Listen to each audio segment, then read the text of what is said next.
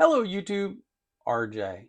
Hey, today I'm going to take a break from radios for a moment because I've got circuit boards ordered for if you've been watching my channel, we built a little cheap, super cheap antenna tuner, and I felt we could incorporate that into the Lynx Easy shortwave receiver, but building it was, in my opinion, too hard. For what it was a lot more labor intensive than it needed to be, I thought. So I designed a circuit board, as I talked about, and I've got that ordered coming in. Hopefully in a video that'll come up pretty shortly, I can build that, and we can see if my PCB board design and ideas worked out and made it easier to build. That'll be interesting. The Lynx Easy shortwave receiver PCB board prototype has been ordered, and I'm waiting on that to come in. So while I'm waiting on these boards, I thought it'd be a great time to take a minute, go back, and some of these modules and stuff that I've ordered in from AliExpress that we've already opened up that I wanted to look at and see how they worked and try them out and play with them a little bit. It'd be a great time to try some of those out. So today I pulled out the INA219 bidirectional DC current sensor, and I thought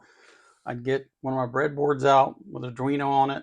We'd hook this thing up, play around with it a little bit, see if it works, how well it works, kind of get a feel for it for my toolbox. And I call my toolboxes when I play with these things and I learn about them, I put them over in my toolbox now that I know about them. And then when I'm working on projects, I've got that over there. I can think, I need to know what the current's going to be. It'd be nice to know. I know I've got the knowledge to work with this device right here. So let's open it up and see what we get.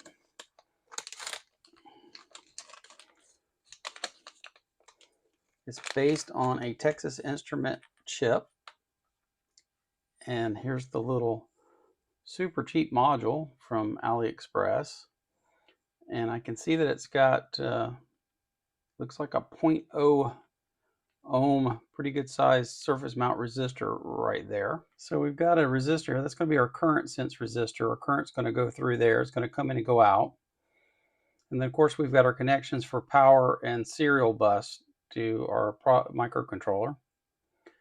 So not a lot to it. Looks like I need to solder these on, put in the breadboard, get this soldered on so I can hook up some wires, some kind of load, get it wired up to the Arduino, and we'll see what we've got. So here's what I'll do. I'll go ahead and instead of boring you while you sit and watch me solder all this up, I'll solder these things up, get them on the board, get some jumper wires run, get this thing set up, look into what I need to do about writing software, or there is likely probably a sample sketch out there from someone, Adafruit or someone's probably build these modules. So I'll take a look what I come up with and we'll see where we're at.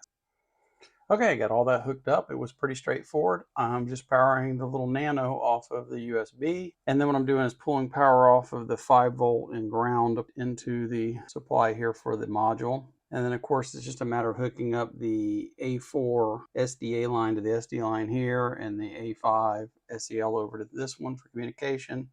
And Bob's your uncle, you're in business. Pretty straightforward.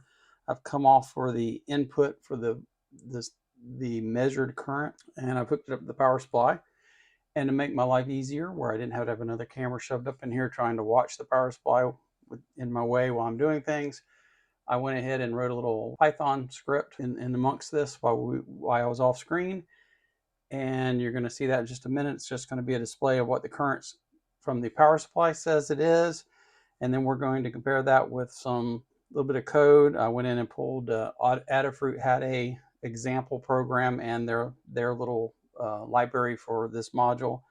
So I went ahead and used that, tweaked it around to get it to stay still on the screen instead of rolling constantly to make it a little more visually appealing for you.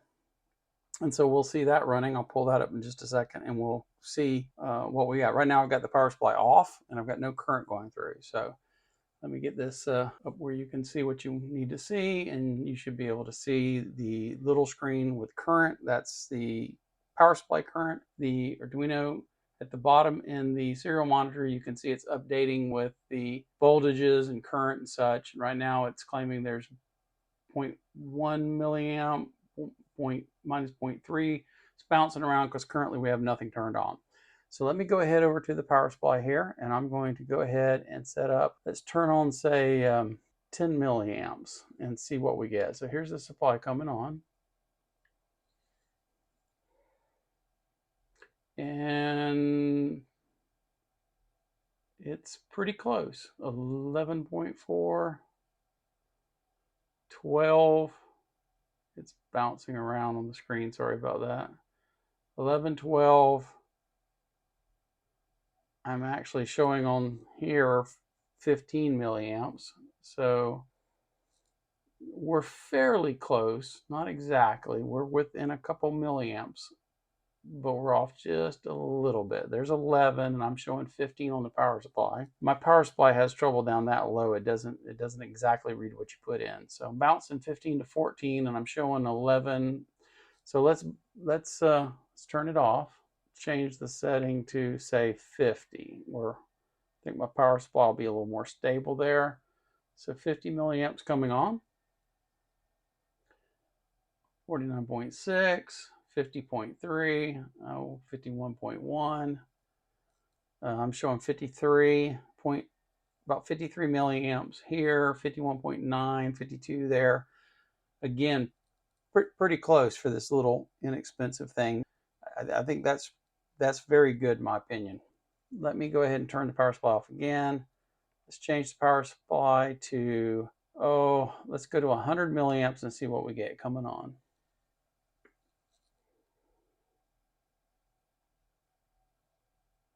100.4, 100.2, 100.4, 101. I'm showing 101 on my power supply here. 101 here, 101 there. By the time we hit 100, we're right there. We're together. So far so good. Let's go ahead and kill the power to the power supply again, or the output supply, and let's bump her up, say 200. 200 on. Let's see what happens. 1999, 200.9, 201.7. Power supply settling in at 203. 201.1. I'm reading 203. We're still pretty accurate. Yeah, we're within 1% at that point. I think that's very adequate. Now, supposedly we're good up to 3 amps. Let's go ahead and try 1 amp. There's a 1004, 997 milliamps, 1002. Let's see where she settles in. I'm reading 1,000, 1.005, so 1,005. We're reading just a little bit low on this. Not much. It's bouncing around a little. Really feel much heat, which probably shouldn't. It's a 0.1 ohm resistor, so it's not going to be dropping a lot of power at this point. It's right there. I'm reading 1,000, 1.04, 1.005. So we're still doing pretty good. So we might as well just take it to the max. Go to 3 and let's see what happens.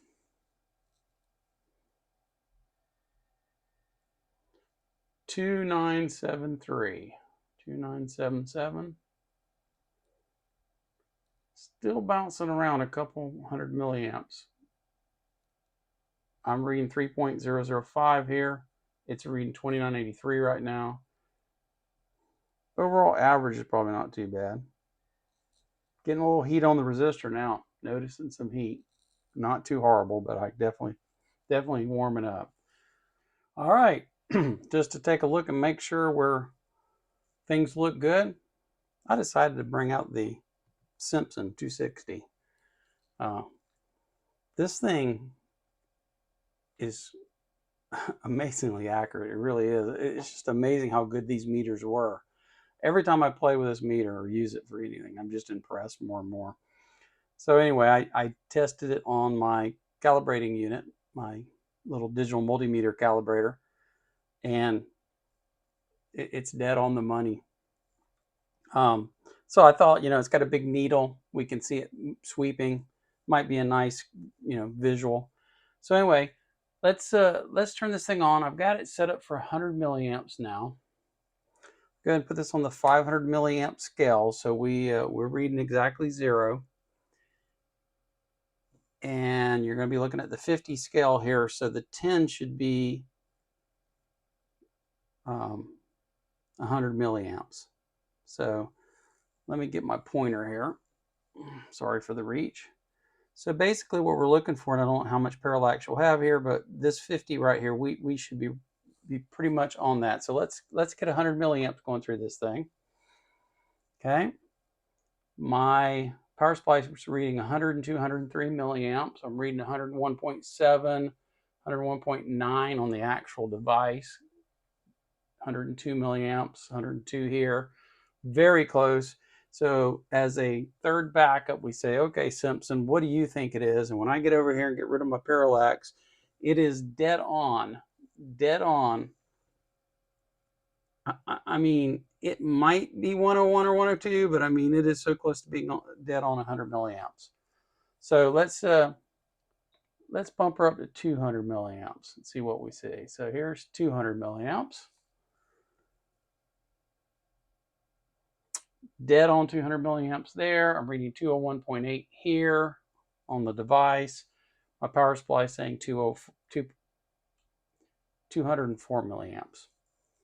204 milliamps there, 201.1 there, and pretty dead close, dead on to 200 here. So I think it'd be perfectly accurate enough for anything I want to do, understanding that when you get down them real low currents, and that's why I brought this out. Let's see what it looks like when we get down on those currents, those real low currents. There's 10 milliamps. We turn it off. I see my needle on my Simpson moving. What does it say? It's actually reading about maybe 12. This is reading 14. That's reading 11.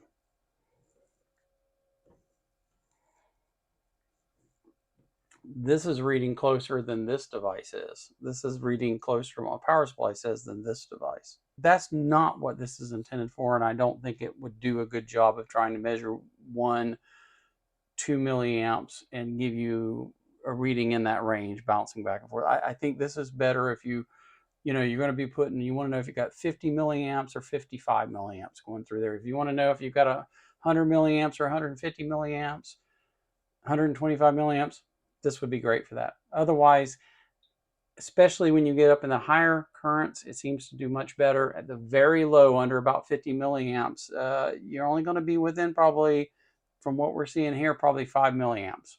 So the error rate's going to be pretty high down that low. Anyway, I hope this was a little bit entertaining. Maybe you learned something from it, I hope. Most of all, I hope to see you in the next video.